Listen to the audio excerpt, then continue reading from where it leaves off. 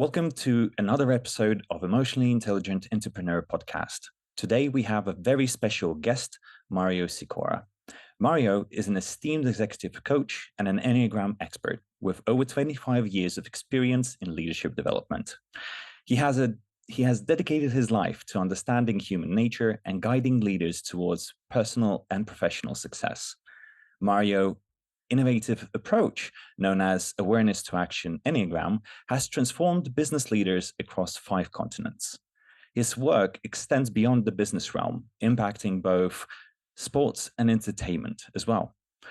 Mario, it's an honor to have you here. It's my pleasure, Alan. Thank you for having me as a guest. Thank you for coming. So let's dive into the depths of emotional intelligence, self-awareness, and breakthrough strategies. Welcome to the show. And today we will talk about the impact of emotional intelligence on success in leading people and building businesses, as well as how to enhance the skill set in key areas. Before we dive in, I looked up a couple of statistics that really fascinated me about emotional intelligence, where Talent Smart in their research found out that emotional intelligence accounts for 58% of performance in all types of jobs, as well as 90% of top performers that they've researched have high EQ. So entrepreneurship and leadership is no exception in this following, let's say, statement and research outcome. And we look at emotional intelligence and we see that leaders' capacity, right, to make objective decisions, to solve problems, have good communication, productively work with their team, manage stress during emotionally charged situations, and so on, are all impacted by emotional intelligence. So clearly, emotional intelligence is not just a nice to have aspect in a skill set, but it's a critical component for business success. And if we look at emotional intelligence, it has 2 components. It has the personal component, the personal competence on one side, and the social competence on the other. Both include our capacity to understand what we see and how we manage our reactions. So let's build on this perspective based on your experience in the field. As mentioned, you're an executive coach. Can you share what motivated you initially to start a career in executive coaching? So I had originally started off in corporate communications. I was a writer early in my career. I did writing and editing. And from there, started moving more into a broader corporate communications sort of role. And part of my job at the time was doing training. I belonged to or I worked for a publisher that was published, the output of a member association. Okay. So a big part of my job was training our members, and I really enjoyed that. At the time, I was also teaching martial arts, and I enjoyed, again, teaching there. And I just always had a background for public speaking and, kind of being in front of groups, which I always liked. And so I decided at one point to start making a transition into a corporate training sort of role, right? I wanted to go independent and become a consultant. So I joined a little company that was doing team building and executive coaching in, I want to say 1997. I joined them and was with them for about a year before I went off on my own. And I've been running my own business ever since. So somewhere around 97, 98, you started your own thing and went on your solo journey to train and develop people. Yes. I'm not good at working for other people. I Okay. can do it, but it's not my happy place. So Actually, that's a really good kind of preposition where every single person, I believe, that is an entrepreneur is in that position where working for someone else isn't just their vibe. They want to Right. be their own boss. They want to do their own thing, and they want to create something impactful based on what they believe they can manage and can create. Yeah. Yeah. Now, on And it this, also, uh-huh. at the risk of jumping ahead, I'll also Mhm. say that it's an important part of the self awareness we're going to talk about. Right? You have to know these things about yourself, and I know about myself that I am not good at working for others, and I'm not great as a partnership among equals. Right? I tend to thrive when I'm in charge of things. Mm. So, yeah, and I know that might sound, arrogant or whatever, but I just know that about myself that whenever I try, it doesn't last very long. So I think Mm. that ties nicely to what we're going to talk about. I believe so as well. Self-awareness and being capable of perceiving what works for you and what doesn't is as at the core of what you've been sharing just now. Right. If we look at the journey that you've started and the initial kind of drive into coaching, what kind of influence or any pivotal moments were there that shaped your approach to coaching altogether? Yeah.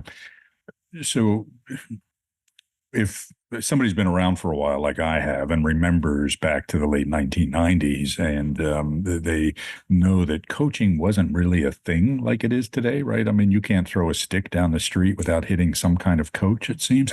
But back then, coaching was still very new. The International Coach Federation wasn't a thing, right? It just wasn't. There were people doing it, but it was more obscure. And so there was a lot of trial and error sort of things, right? I mean, I did learn from the people that I was working with, but they were more therapists, or they were originally therapists before they started Mm. doing corporate work. And so the therapeutic model, sort of leaked into the work that they were doing. And I found that it wasn't as effective in organizations, right? I felt that it needed to be, or I found Mm. that it needed to be more results oriented, more practical, more focused on the here and now rather than going back, into the deep recesses of our psyche and so forth. So a lot of what I learned was trial and error. I had a couple of good mentors, or I met a couple of very good coaches along the way from whom I learned little pieces of it. Interestingly enough, one of the um, biggest impacts on me was reading a profile in the New Yorker magazine about a guy named Marshall Goldsmith, who you may have heard of. He's a very well-known executive coach. He's written a number of books, including What Got You Here Won't Get You There, which I think is a really great book. Came out in the early 2000s, I think. And what I liked about his approach was that he was very focused on, okay, here's the objective I'm trying to accomplish with my clients. He gets to that. He says, all right, we're going to identify a couple of things to work on, and we're going to focus on those things. And we're not going to try to boil the ocean. We're not going to have a lifelong relationship. I'm not your therapist. Here are the things that we're focused on. And that was helpful to me to start seeing it as, okay, recognize that a coaching engagement it runs its course after a while, right? I Hmm. mean, it shouldn't be a long-term engagement. It should be focused and, 6 to 9 months or so. Hmm. And then maybe periodic checkups over there. So anyway, so just this focus on focus and duration was very helpful for me. All right. Now, what do you believe in terms of coaching in general? I notice among clients, many people haven't actually ever experienced a proper coaching engagement or even worked with anyone who can be of assistance in the like dealing with their own challenges. What would you say among your experience and the clients that you've worked with? Um, what is the main thing that stands in the way in terms of a limiting belief in getting this support from a coach, and potentially what was helpful in overcoming that into maybe a shift in perspective that your clients received from working with you? Can you mention anything around that? Yeah, so I think it was a couple of things. Um,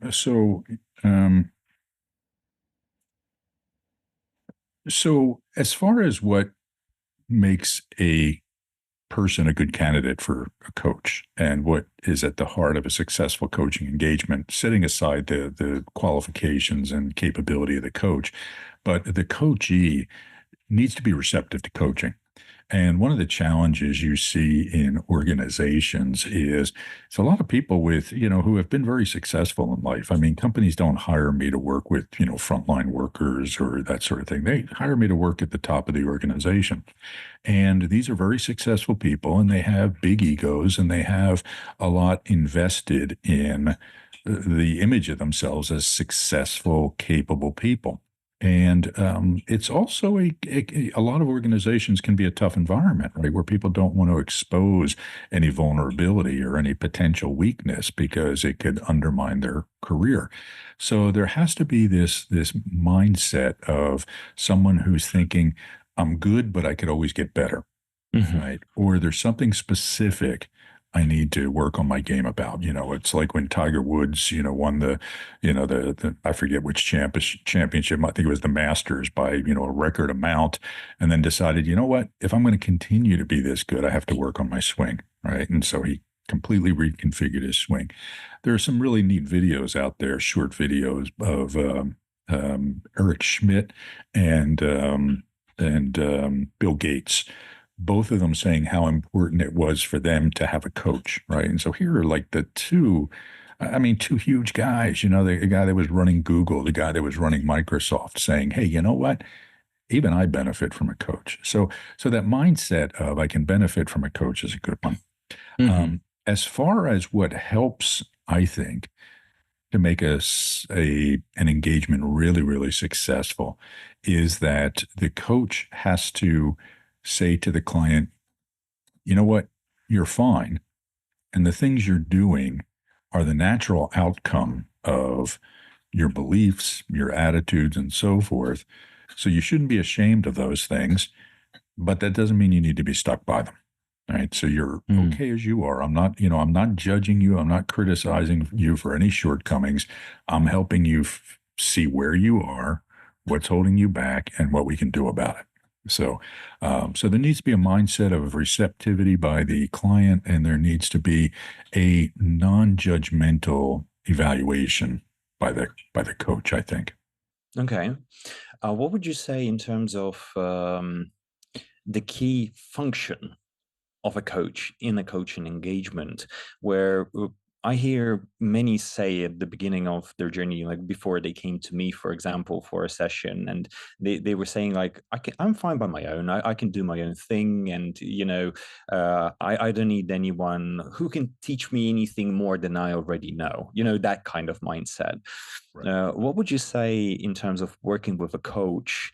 The key thing that the partnership is striving for Mm. between the client and the coach? What is the core, you would say, purpose, and where does it lead? Sure. So I always tell my clients my job is to help people get better at what they do. And I Mhm. never know what that's going to look like at the beginning of an engagement because I don't know what they're good at yet and what they need to Mm. get better at yet. Right. So I always say I can't come in here and say, okay, here's what we're going to do over the course of this engagement, because it would be like you go to a doctor and he says, okay, here's the medication I'm going to prescribe you.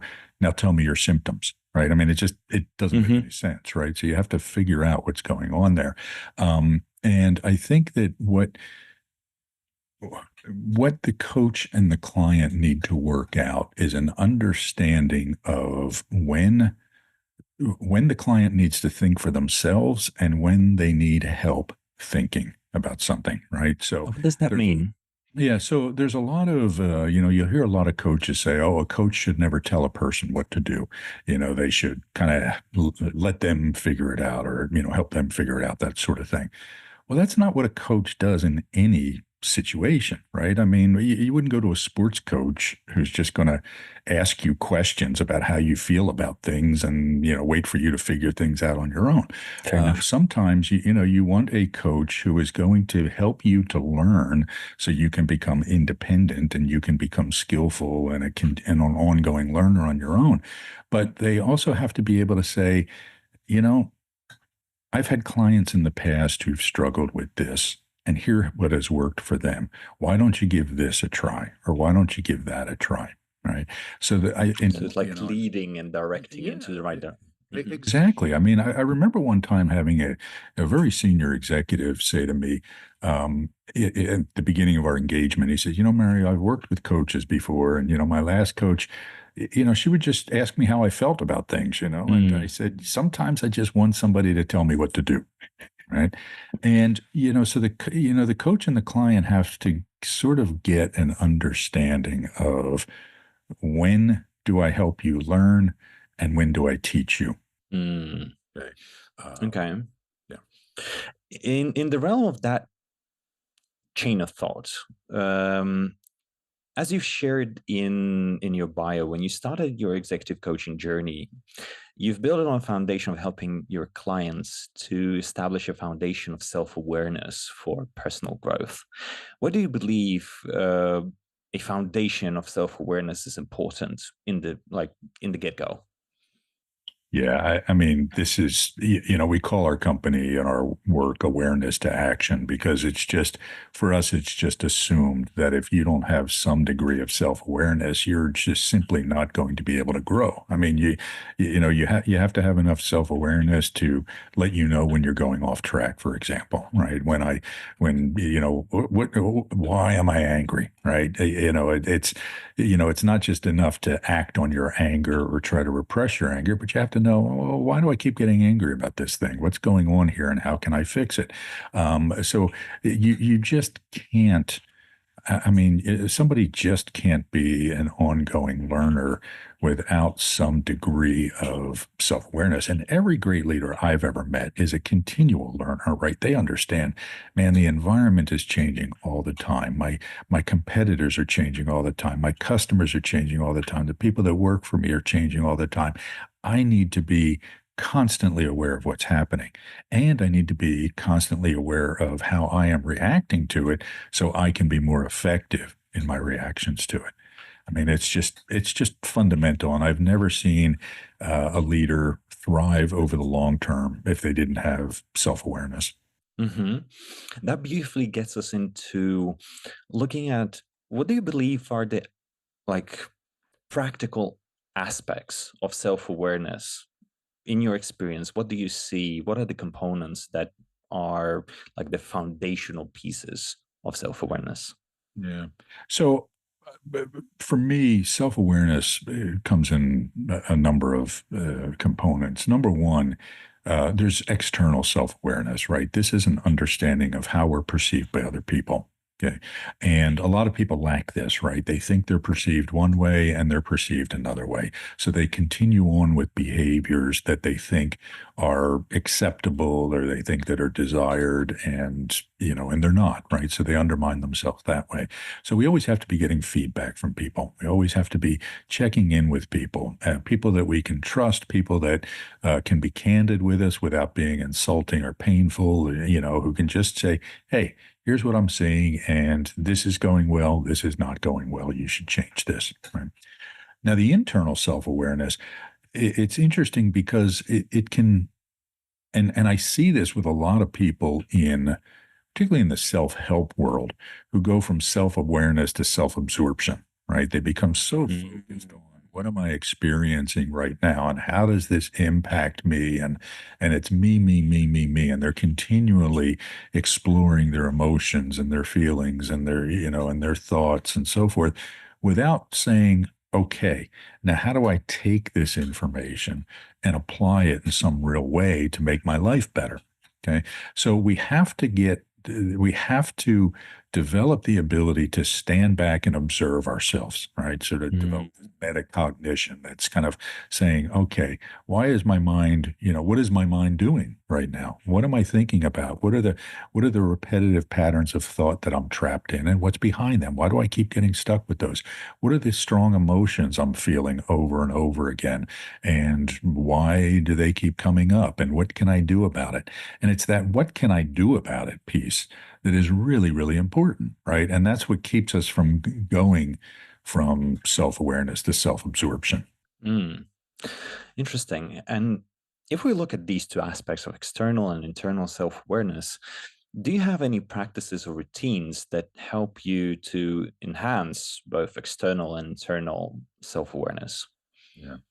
Well, the external part's easy, right? We just have to find people who care about us enough to be direct and honest and Mm. willing to give us the feedback. And then we have to not kill the messenger, right? And this is the hard part, right? You ask somebody, "Hey, how am I doing?" And they tell you how you're doing, and then you get angry at them, and and so we have to identify, okay, who are the people that I turn to, who can say, yeah, Mario, this you might want to watch for this, right? Or what you did here was not great.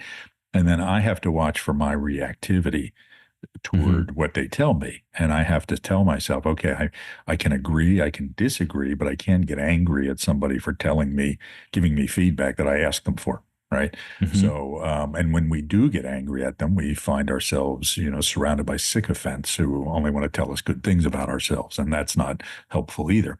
So that's how we can develop the external self-awareness.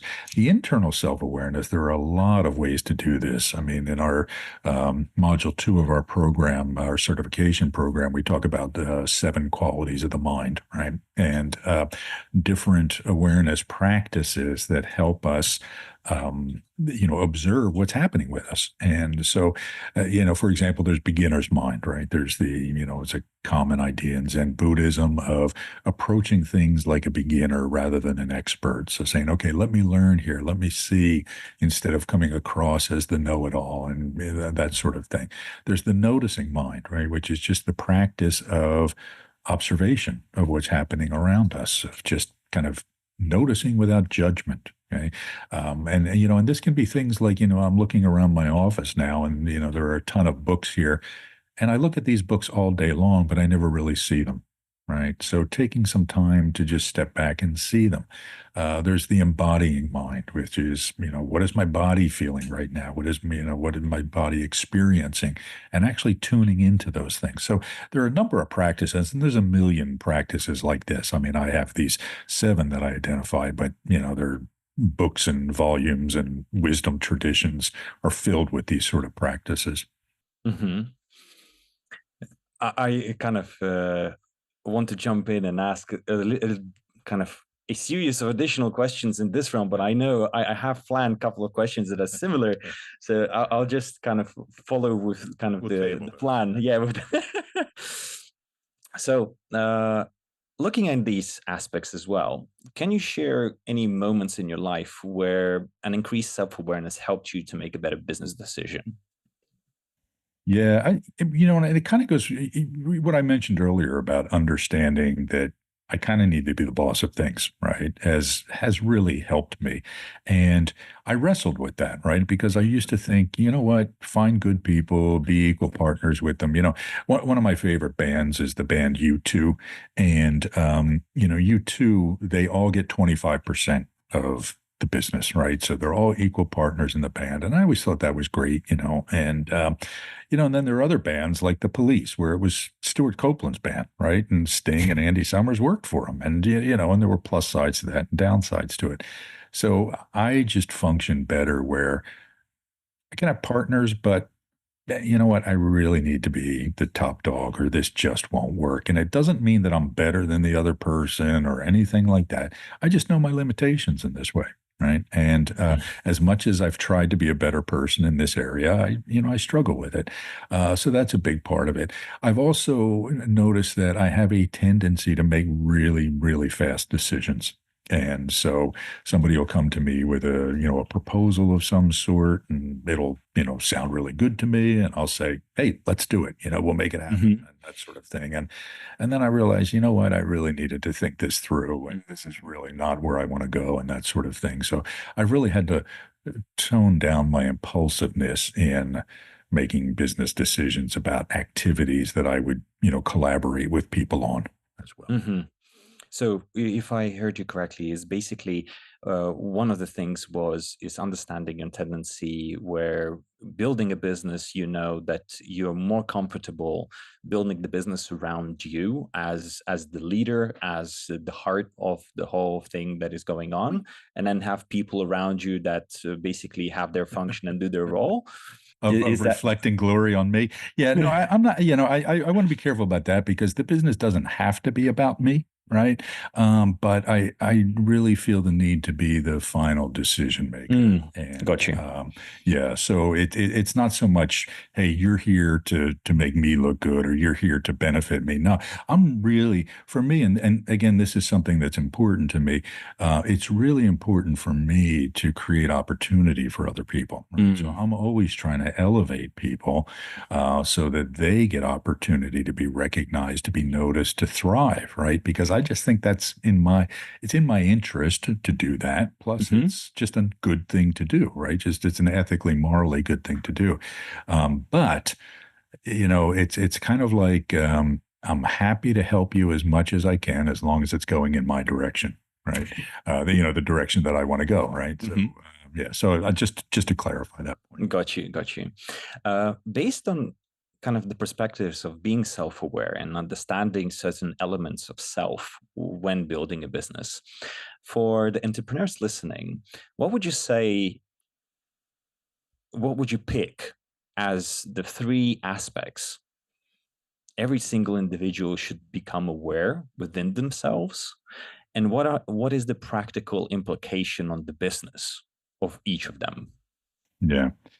Um, so the first one I would say is the ability to evaluate rather than judge. Mm, Um, and in our work, we talk about accelerators. Each of the Enneagram points represents a particular accelerator. There's a practice associated with that Enneagram point. And at point one, it's the practice of acceptance. It's just recognizing that, okay, this is how things are. I'm not going to get angry about it. I will work to change it, but I'm not going to get distracted by my anger or disappointment at how things are. And so we need to apply that to ourselves. We need to apply it to other people. We need to apply it to mm, every aspect of our business just to be able to, in a clear eyed way, evaluate things and say, okay, what is happening here? And be careful about our judgments of what is happening here about mhm, ourselves, right? I mean, if we start to judge ourselves, and this is the thing I find over and over again, it's, the point I talked about, the attitude that a coach needs to have of non-judging people, because when people feel judged, they resist change, right? Shame makes us want to go hide. It doesn't make us want to go engage. So you do whatever you can to remove shame and just say, hey, here's what's going on. Right. Here's what the facts are. Here's what, maybe it's even what the perception is. So let's work with that and move mhm, forward. So that's the first thing, evaluate without being judging. Um, there needs to be a growth mindset, right? Of, I can always get better. No matter how good I am, I can always get better. And the way I do that is by being open minded and looking for opportunities to grow and see growth as, again, an opportunity rather than an indicator of there being something wrong. And finally, I'd say there's an element of um, humility, but I want to be really careful when I say this because usually when people talk about humility, they think of somebody who's always self deprecating, right? Who's always kind of putting them down and stepping into the background and all of these things. Look, if you want to be an entrepreneur, you can't be a wallflower who, puts yourself down and steps into the background, right? I mean, I remember watching an interview with Barack Obama, years ago when he was president, and somebody asked him, yeah, Mr. President, do you have a big ego? And he said, well, of course I do. He said, you don't become president of the United States without having a big ego, but I try to keep it in check. I try to understand. I try to surround myself with people who are going to remind me, like the king's jester, that you're just a man and you do stupid things sometimes and you have many shortcomings. So we have to have the humility to recognize and be okay with our shortcomings, right? As long as they're not undermining us, doesn't mean we can't work on things. But so I call it appropriate deprecation, right? So, for example, I work with a lot of nines, Enneagram type nines, who are striving to feel peaceful, and they always, almost universally, undermine themselves by doing too much self deprecation. Now, I have a tendency towards self deprecation that I don't try, whereas I'll tell a nine, stop doing that. Somebody like me who's a type eight, I need to do that because the rest of me is just so arrogant and comes across as so, overly confident that I have to be able to poke fun at myself, right? So it's this ability to stay humble, poke fun at yourself without diminishing yourself, Mm. is very important for any kind of leader and any kind of business person, I think. Hmm. So if I caught correctly, the 3 points is the ability to evaluate rather than judge, meaning that understanding what do you project and expect from the situation about what is happening around you, and being aware of self-judgment and how you're putting yourself down if you are. Second is the growth mindset. It is being aware where your mind is in the realms of your focus, and directing your mind into a more opportunity seeking mindset where you can always do something even better than is right now, and do it from a position not that I need to do it because something is wrong, but rather a constant opportunity seeking where it is just growth for the sake of becoming better rather than to eliminate something that is not working or is Right. wrong. Right. And third is having the capacity for humility, meaning that there's nothing wrong to have a big ego, but calibrate what you are perceiving and to how you're engaging with things around you, and kind of put yourself into the position of how your ego is impacting the situation around you. Yes. Is that right? Yeah, and ego is a tricky word, right? And I know it's the word that I used, and it has lots of different interpretations. So I think that when I'm talking about ego in this sense, I'm talking about high self-regard, right? That I think highly of myself. I think highly of my capabilities. It doesn't mean I have to make everything all about me, but I know what I'm capable of, and I have confidence in that. Got you. So, if we take into account these three aspects, and when we kind of look at the idea that each one of us within these aspects has their own individual expectations, what would you say are the pitfalls? Pitfalls. Yeah. Yeah, pitfalls of expectations within each of them. Like, what can go wrong? What can you miss based on subjective interpretation or Sure. distortion in them? Yeah. That's a great question because often when we look at competencies that we want to have, we don't think about what happens when they're overdone, right? And so if we start with the first one about evaluating rather than judging, you can take this too far and you can become unemotional. You can become kind of flat. You can lose passion, and so it's important to recognize that it's okay to have strong feelings, strong passions about something. And when I say evaluate rather than judge, um, I would like to say with any of these things, apply them to the important things, but not necessarily everything, right? So, and so we have to be passionate about our work. We have to view our product as better than anything else out there, or we're not going to have the drive to be successful. But every so often, we need to step back and say, are we really better than everything else out there? Right. So there's this, so we got to be careful about losing passion for the first thing. Hmm. With the growth mindset, I've seen this overdone. I had a client a while ago who, he was a leader who was really, really focused on, his own development, the development of his organization. It was a fairly small company. And he was overdoing the growth mindset, right? I mean, it was a small, very hands-on company, and he was always taking his staff for leadership retreats and telling them to read books and all of these things. And, they got to the point where they said, hey, we can't get our work done, right? I mean, it's great, but, do I got to go to another retreat? I got all this stuff to do, and so, so we have to, you know, uh, look to grow, but make sure that's not all we're looking to do. We got to apply the Hmm. things that we're doing, right? Oh, that's a good one. Yeah, so there was a book by a guy named George Leonard, who was one of the early pioneers in the human potential movement out of Esalen, and a book called Mastery, and he talked about loving the plateau. He was an Aikido instructor and student as well, and he said, everybody gets to a point where they plateau in what they're doing for a while, and you need to be okay with that, and then the growth will start again eventually, right? But so anyway, we can't be looking to grow all the time.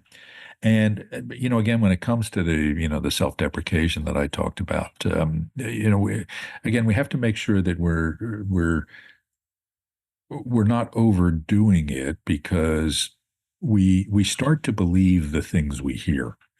And if we're putting ourselves down, we can start to believe it. And certainly other people can start to believe it. And, this is one of the reasons I tell my clients to be really careful, especially the nines and some of the other Enneagram types. Be really careful about the self-deprecation, because you're planting micro messages in people's heads that they may not even be aware of, but it shapes the way they see you. If we kind of summarize what I've heard, so it's basically the three pitfalls of, if we look at judging, it is to be careful not to lose passion. So if I understood it correctly, it's that you can go with judging too far and lose the enjoyment of the process itself, where you're constantly in this focus point of what is going wrong and what can be done better, where you just in a constant negative mindset about what is going on, and therefore lose the whole pleasure of doing. Right. Second is tightly connected to it in the growth mindset, where I liked what you've said, and I feel that it's highly important, is that we shouldn't look for growth for the sake of growth, but rather for growth for the sake of application. Yes. And I'll just further touch on that. I've had clients in the past, because I'm a big fan of focusing on a couple developmental areas at a time, right? Not trying to do too much. And because a lot of my clients are really ambitious and successful people, they'll say, okay, I want to work on more than that. Give me some other things to do. And I'll tell them, no, you work on these things for a while, right? So practice this instead of looking for, seven more changes to make and overwhelming your ability to actually do them. So, so the growth has to be measured and iterative and small steps at a time. And the third you've mentioned is, in terms of self-deprecation, is do not plant the seeds that you do not want to sow in the future. Right. Yes. Okay, so understanding how your mindset impacts your situation, your capacity to perceive it, and the consequences that it leads to. Yeah. Then kind of building on that, what do you believe, how do you define managing expectations for entrepreneurs, and what is the role of managing expectations within a business mindset for success? Yeah. This is always really tricky, right? Because the entrepreneurs are, I think, by nature, overly optimistic in general, right? They see the possibilities, and they might see the challenges, but they tend to overlook them. And so, there are some entrepreneurs out there who are very much numbers people, right? Who will do the math on an opportunity and figure out whether it works or not.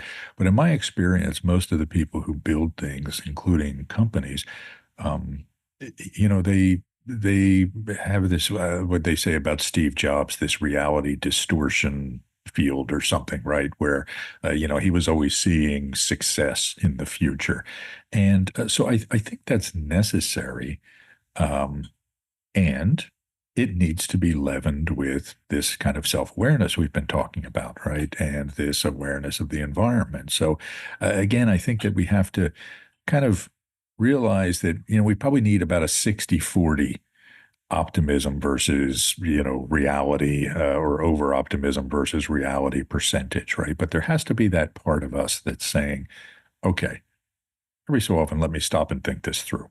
And, look at the negatives, look at the challenges realistically. And that allows us to account for them, right? Okay, if this is a challenge, how do I work to overcome that challenge, right? And if we don't do that, if we don't take that, sort of devil's advocate position every so often, then we're going to be undermined by those things that we're not paying attention to. So there's that part of it. I think we also have to be careful about um, managing our expectations of other people sometimes, because it's very easy to make assumptions about other people. It's very easy to have expectations of other people, what they're capable of, what they're willing to do, and calibrate those accordingly. I see often where entrepreneurs, because they're so passionate about their business, they're willing to work 18 hours a day, 7 days a week, right? And they expect others to share that same ability and that same passion, when the reality is most of the time is that if it's not my baby, I'm not that interested in changing its diapers, right? So, and so I think, again, being aware of our expectations of others is critical. Can you also touch upon like the things you've shared just now? These are like the universal that applies to every single individual, right? They are really important perspectives to take into account. Can you also add a layer about individuality and expectations, where, as you've mentioned already several times in today's conversation, about the Enneagram types and the Enneagram system altogether. And it's a system, for those that are listening and don't know anything about it. I would say it's a system for personal growth and development to build self-awareness about the things, how the things function, why they function the way they do, and how does that impact your life altogether, and then discover opportunities how to utilize that for personal growth. So it's a big system for building awareness and so on. Now, considering these perspectives within the individual aspect of expectations, how does that layer on to these universal principles that we have in terms of tendencies and expectations? Yeah. Yeah, it's an excellent question. And so with these sort of things, you want to always kind of start with the general, the universally applicable, and then see how do these apply to me, and how is it different for me than it would be for you, for example, right? And so if we go back to that idea of self-deprecation or something, for me, having a fair amount of self-deprecation is valuable because it it leavens the rest of my personality, right? Uh, but again, if you take a different personality style, somebody who's not as bold and assertive and apparently confident as I am, the self-deprecation undermines them because it reinforces negative stereotypes. And I always tell people that in when there's a lack of information, people will fill in the gaps I'll on discover. their own, and they won't do it generously, right? So if somebody doesn't know me and only knows me by little pieces, they're going to build an understanding of me that is negative in those areas, right? Because that's just what we do, right? I mean, that's just human nature. So we always need to be aware of that. But if so, and we have to calibrate for that. Okay, let me fill in the information here in the right way. But to get back to this idea of other different perspectives, yeah, I mean, this is so fundamental. So it's like anything else. We take an idea, it might be an exercise routine or a diet routine, and then say, okay, that's the theory, that's the plan. But you know what? I can't lift that much weight, or that's too little weight for me. And so we always have to look at it and then calibrate it through our perspective. And whatever model we're working with, and I use the Enneagram, as you know, and as do you, it's a really great shorthand where I say, okay, when it comes to a growth mindset, somebody like a type 6, they're probably going to look at the negative more than they look at the positive, right? Whereas a type 7 is going to, striving to feel excited, is going to look at the positive more than the negative. And the type 8 is, like me, is going to look at the negative in others and the positive in themselves, and, these sort of things. So you always have to calibrate these two. Okay, here's the general idea. Now, what does it look like for me? And Mhm. that's very specific, right? I mean, you can't really catalog all the kinds of people in the world and say, here's what they all have to do. But when you have a model to work with, you can look at it and say, okay, this type needs to do this, that type needs to do that regarding the same issue. I really like what you shared now. And I also kind of look at this perspective in a way where when we look out there into the world of content, into the world of teaching and guru or whatever, kind of we seek some advice or suggestions in terms of how to improve or how to be a better leader or how to work with people. Every time we encounter any individual they're sharing or teaching, they share it and teach from their distortion, Yes. Yes. from their balance of strengths and weaknesses. Yes. And how would you recommend looking at this experience of seeking advice or teachers, taking into account that each of us is individually unique in our approach of understanding the world? Yeah. Yeah. I mean, that's a really excellent point, and it's an important one, right? So you can take any psychologist, for example, and read their work and identify their Enneagram type, right? With time, it's not that hard. So somebody like Freud, for example, and Freud is what I would call a transmitting five, right? The striving to feel detached, and the transmitting instinctual bias, which has a lot to do about sexuality and so forth. And you can just read his work and say, okay, this is framing his perspective of the world.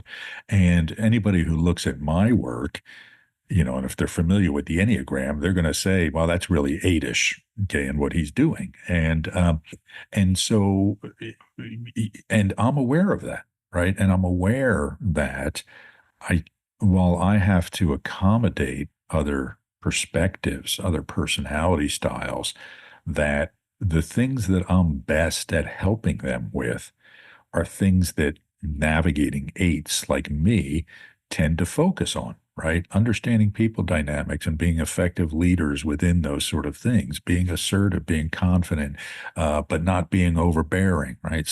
And so if somebody's choosing me to work with as a coach, they have to make sure that they want to work on the things that I know best how to help them with. And Mm. not if I can help you be more emotionally intelligent, but I'm not going to be the guy who is going to teach people to be real soft and loving and nurturing and caring to other people, right? I can show you the basic amount, but that's not who I am, right? So, I always tell people they come to me for, hey, I really need to get better at organization and time management. Well, I'm not your guy, right? That's not my skill set. So, yeah, absolutely understanding the mindset and capabilities of the coach is really, really important to make sure there's a fit.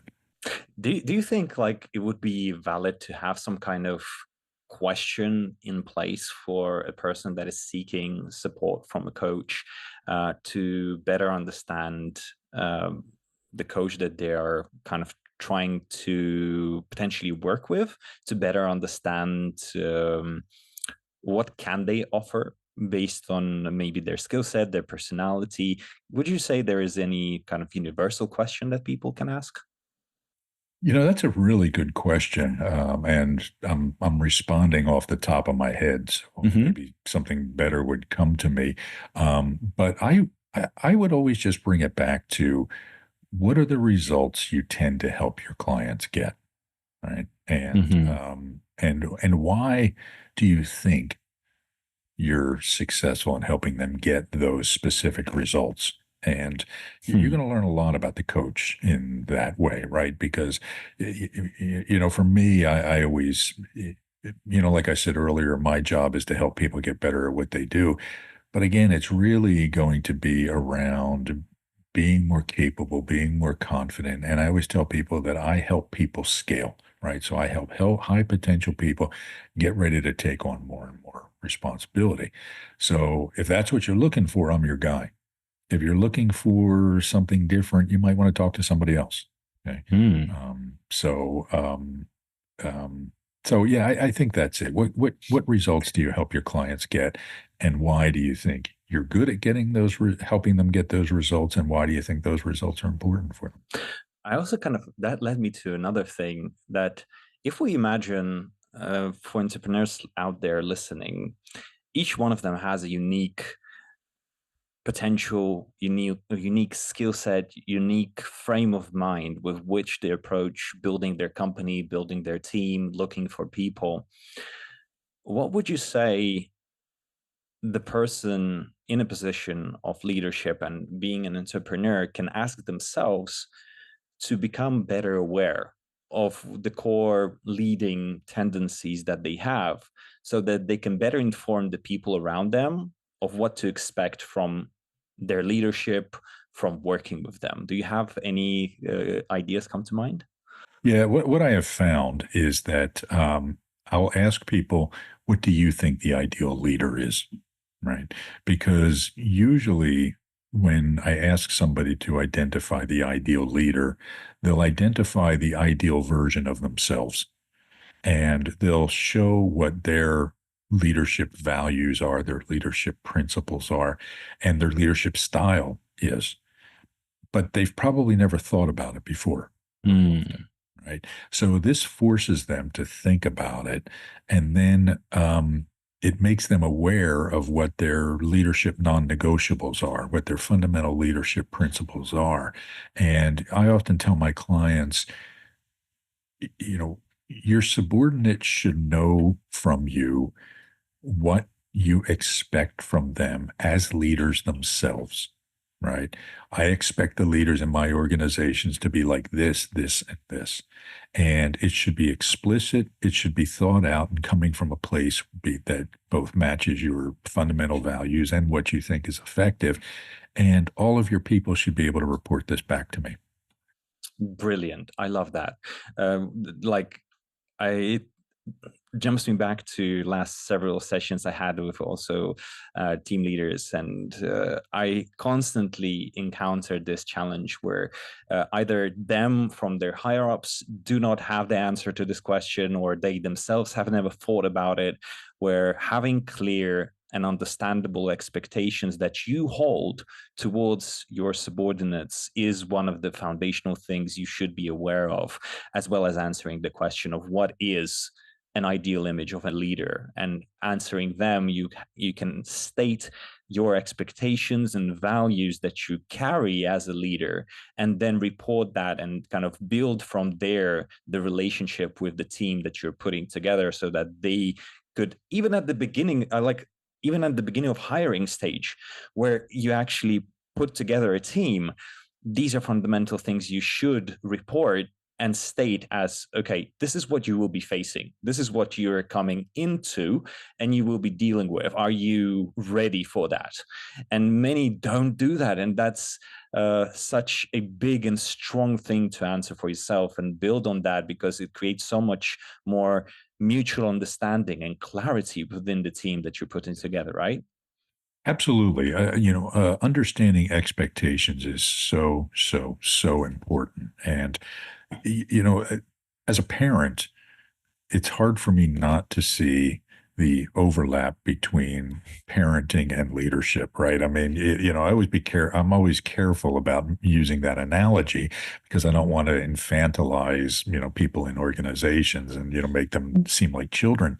But we expect the same from our leaders that we expect from our parents.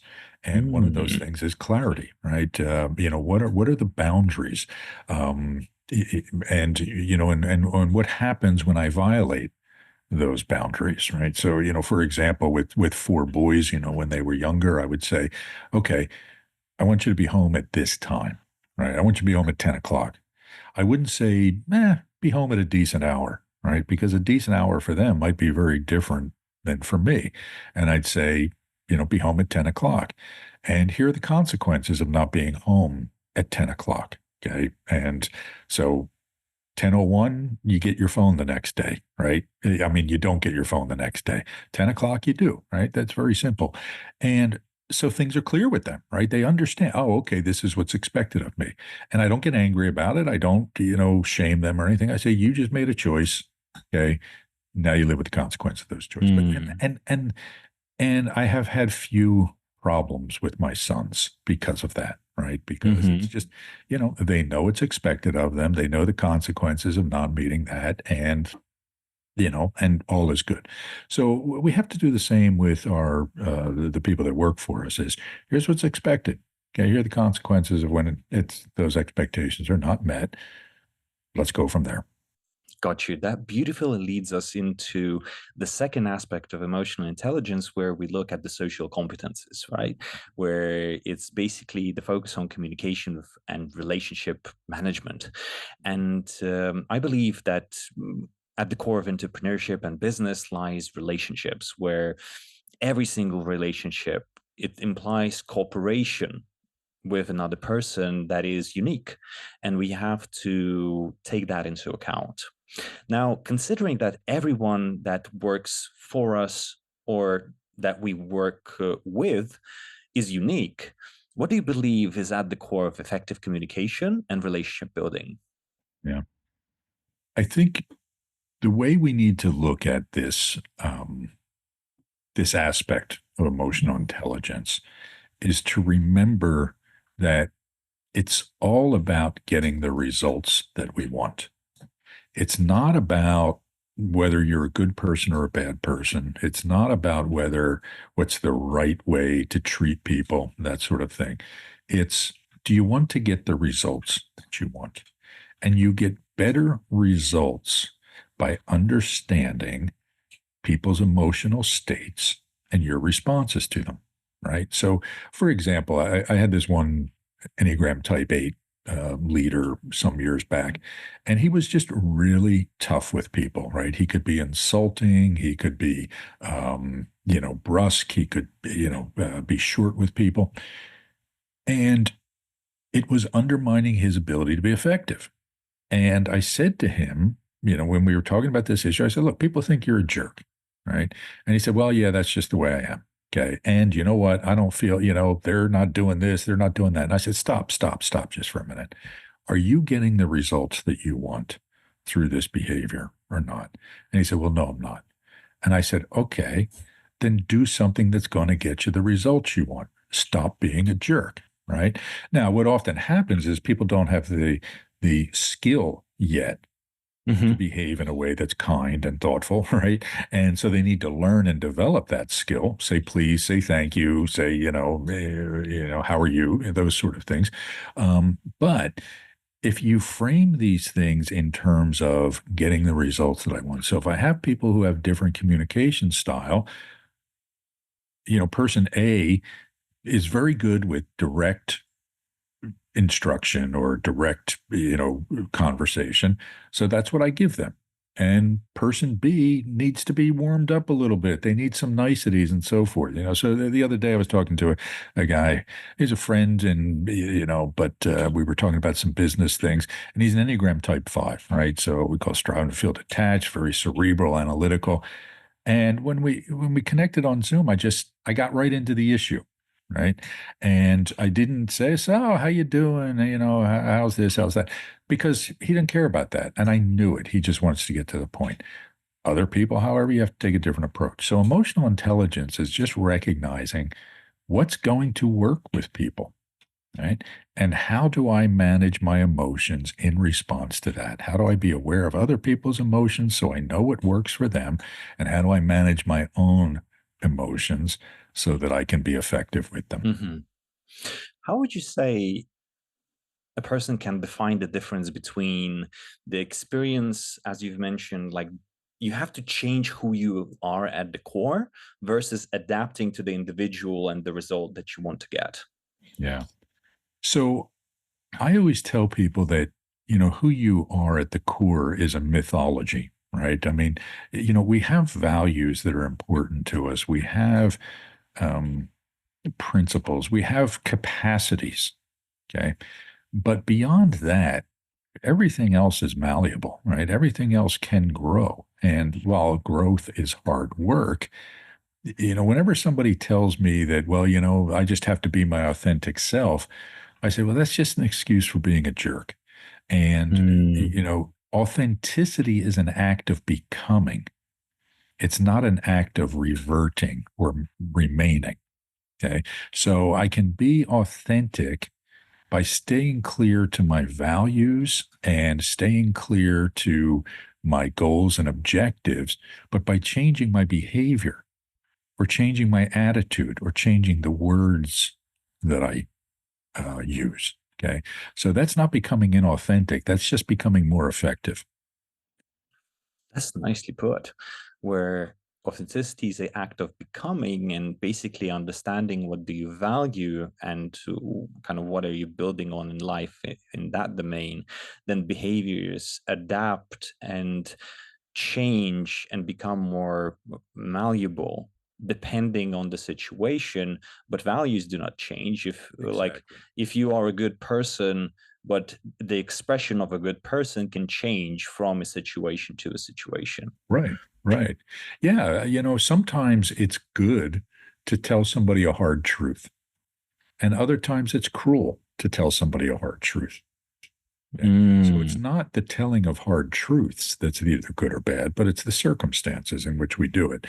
And but the problem is that that's hard work, right? Mhm. This is the thing Yeah. about change and awareness and all that. It takes work, and that's why we don't do it most of the time. But and entrepreneurs know this, business people know this. If you want results, you have to work for them. So it's the same for our own growth and development and behavioral change. Perfectly put. If you want results in business, you go and do it. If you want results in your behavior and in change of circumstances, you have to as well go and put Yes. in the work. Yes. Got you. Now, looking at communication, there are things that we can have a hard time seeing, right? As you've mentioned, our reactions to a situation with another person can be very unique to our personality. Now, these aspects can be named as personal blind spots that we have. And considering that emotional intelligence is a skill, and we, I believe, put that to a really good foundation today within our conversation, we all have different level of competence, as well as we can overestimate our capacity of being self-aware. Now, can you share any examples where personal blind spots can create challenges and how to resolve them in a practical way? Yeah. So you've mentioned communication, so let's stick with that. There are different styles of communication, right? Some people are very direct and blunt and to the point. Some people, wander all over the place and say a whole bunch of things without ever getting to their point and that sort of thing. And it can be a blind spot, right? People don't realize that their communication style is, putting other people off. Okay. So learning to recognize that we tend to take our ability to communicate for granted. Okay. Some people, and, I have a background in communications, so I understand that communication is not just talking to people, not just doing what feels natural to me and saying the things that feel natural in the order that they feel natural. But there's a process, right? It starts with making a very clear point at the beginning of what it is that you want. What is my thesis here? Okay. And then give that as much background information as necessary. So we have to understand what is our communication style. I'll say our non-intentional communication style. Okay, how do we tend to communicate either too directly, not directly enough, whatever it is, and then start asking ourselves, okay, what is the effective communication style, and then how can I recognize that I'm not a bad person because I'm not the best communicator in the world. I just haven't done the work yet of becoming a better communicator, and it's a skill that can be learned just like anything else. So again, we separate out the judgment of ourselves and the shame that comes with that and just say, hey, you know what? This is something I need to get better at. So let me work on it. And then I need to look at, okay, once I get the fundamentals of communication down, what are the basic rules of being an effective communicator? How do I need to tweak that a little bit based on the person I'm talking to? Right? What fears do I need to address? What aspirations do I need to address? How limited is somebody on their capacity to talk, right? I mean, they might want to, they might like 30-second conversations or they might like 3-minute conversations. And so we adapt to that. So it's about, again, getting the skill down and then applying the skills situationally. I really like the saying that is that the purpose of communication is to be understood.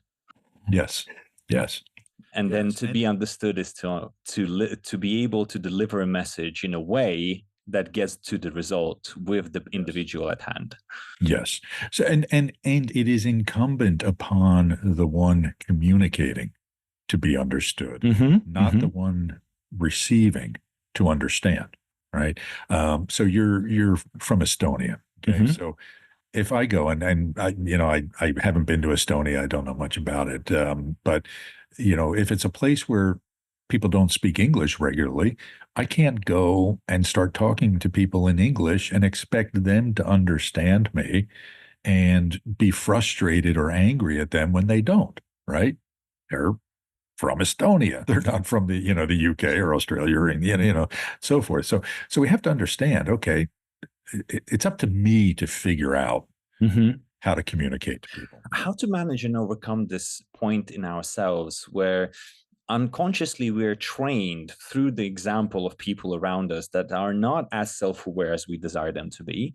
We adopted the belief that everyone should already have some kind of foundational common understanding of things, so how things work and how to behave and how to think, how to overcome this prejudice of expectations of that other people should already know that. Yeah, that's a great point, and you're right. We do expect people to see the world the way that we do. We expect them to process information the way that we do. We expect them to get what we want them to get. And one of the values of studying a personality model like the Enneagram is to recognize, hey, wait, there are these different kinds of people, and they are just as stuck in their view of the world as we are in ours. So let's step back here. And in the same way, I wouldn't want them judging me for my personality style. I'm not going to judge them for theirs. And so I'm going to look for a way to find common ground here. I also think that, traveling, particularly international travel, is a really good way to develop this skill as well, because you get out there and you see that, hey, man, the people are different, right? I've been to Asia a couple of times, and I'm about to go back again, and Asia is really different from the United States, and countries in Asia are really different from each other, right? And the only way you really get that is to go there.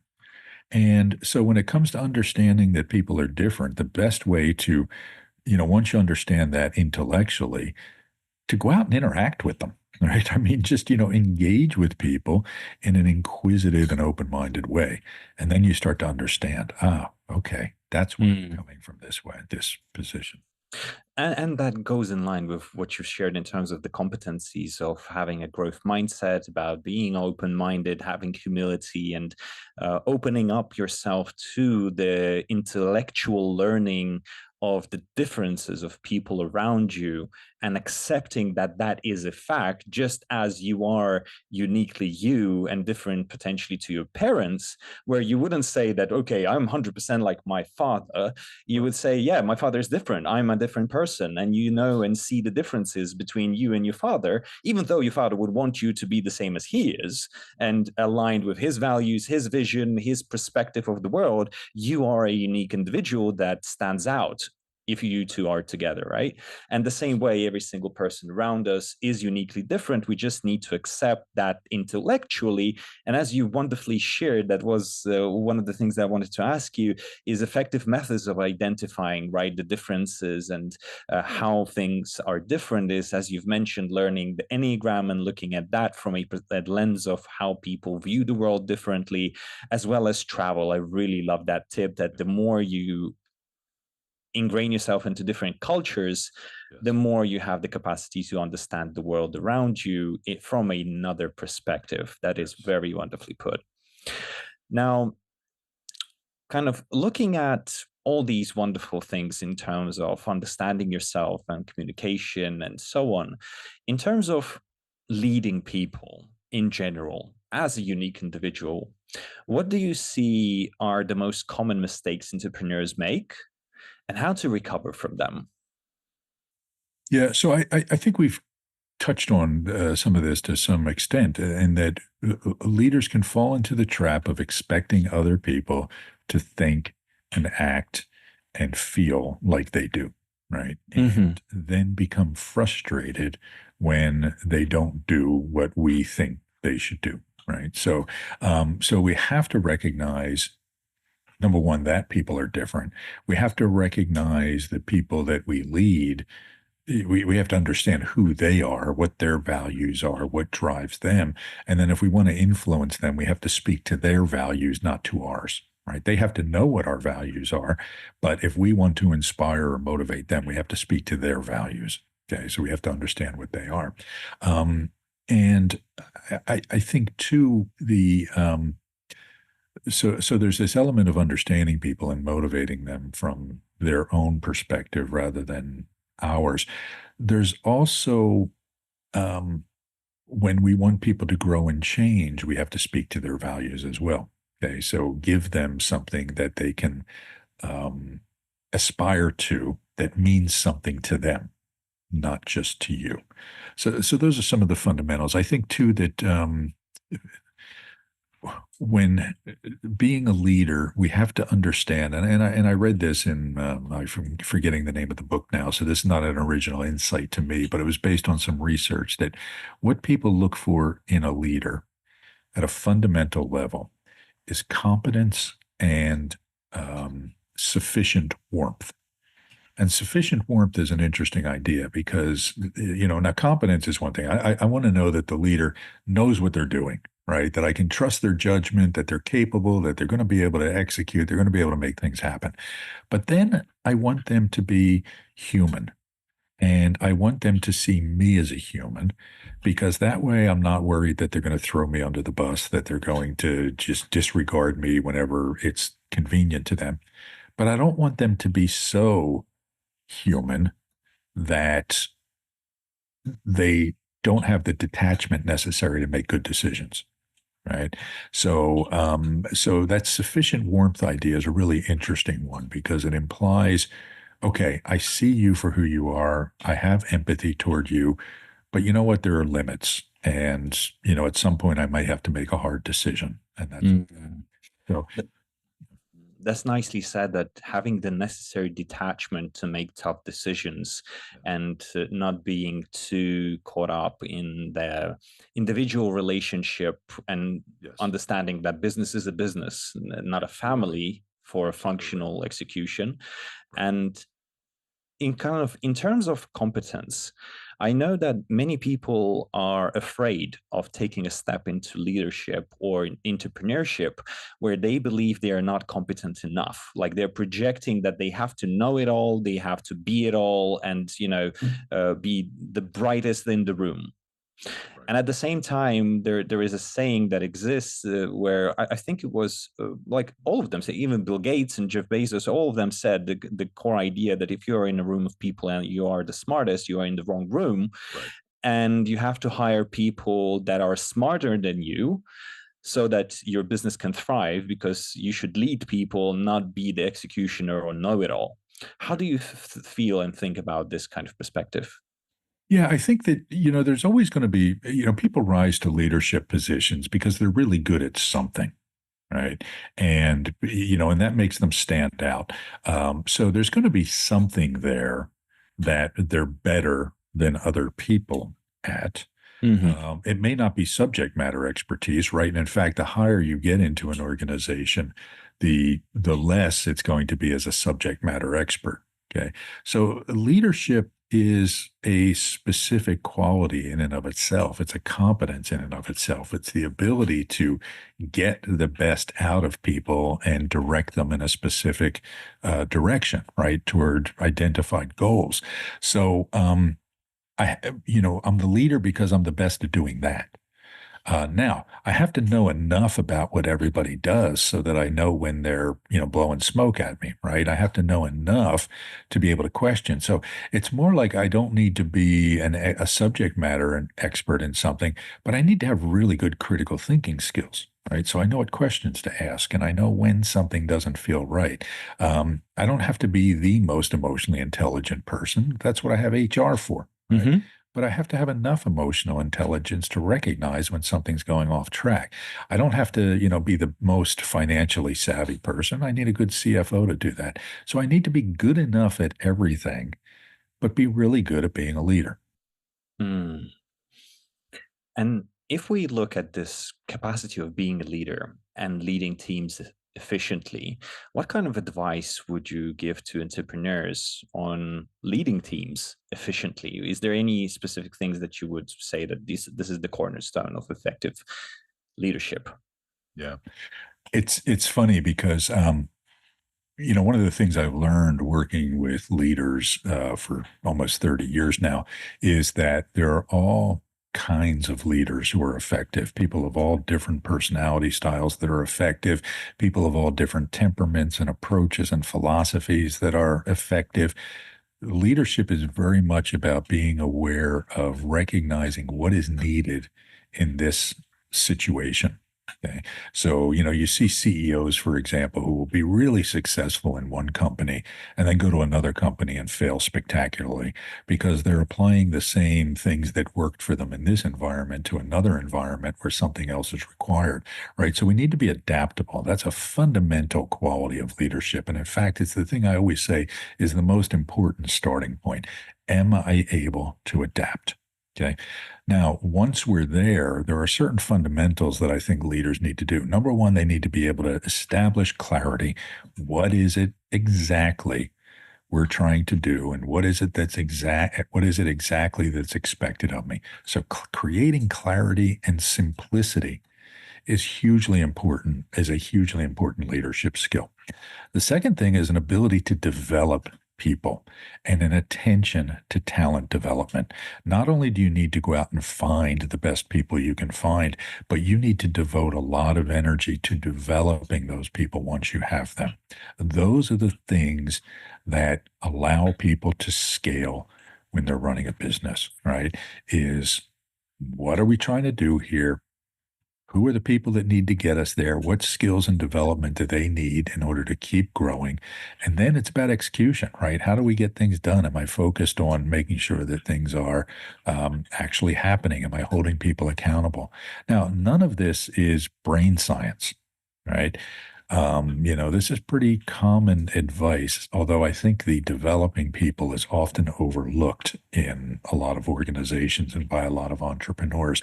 But those are the things I would tell people to keep in mind.